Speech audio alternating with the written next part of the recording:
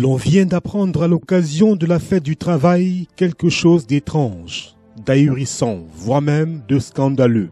C'est que l'entreprise Eneo en charge du secteur de l'électricité au Cameroun se targue et se gargarise d'un taux de distribution de 70% depuis le début de l'année 2020.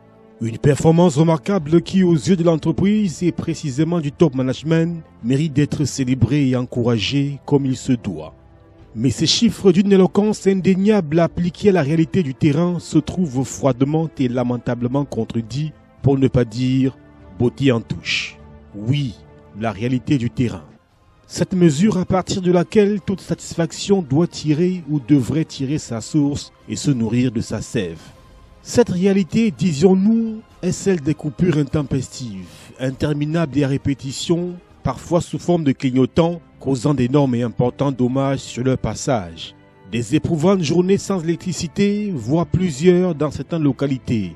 De l'établissement des factures à base des données fantaisistes, n'obéissant à aucune logique de consommation clairement établie. Et la liste est très loin d'être exhaustive. Des pratiques déplorables qui ne sont guère cloisonnées à certaines villes. Au contraire, les réseaux sociaux aidant et renseignant sur l'étendue de calvaire à travers l'ensemble du territoire, notamment les zones bénéficiant d'installations.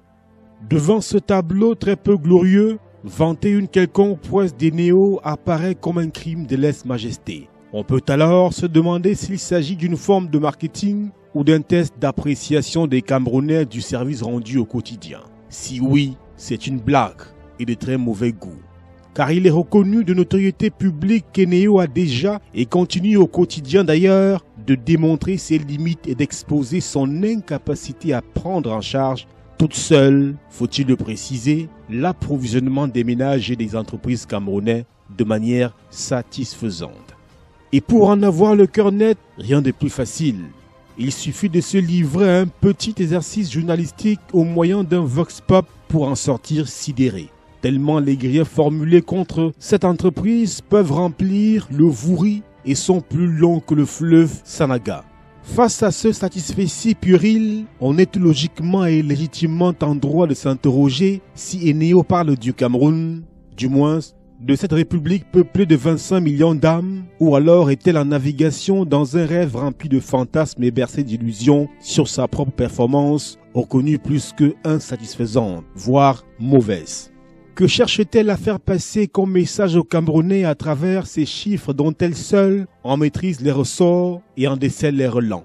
Que l'entreprise se bombe le torse à travers cette sortie aussi fade, et ce, au moment où ses phrases continuent de retentir, réussissant parfois même l'exploit magique de damer le pion au coronavirus, il faut être véritablement aux abois ou en quête d'une motivation personnelle pour afficher une auto-sanctification dont la pâleur provoque le dégoût et puis la démagogie.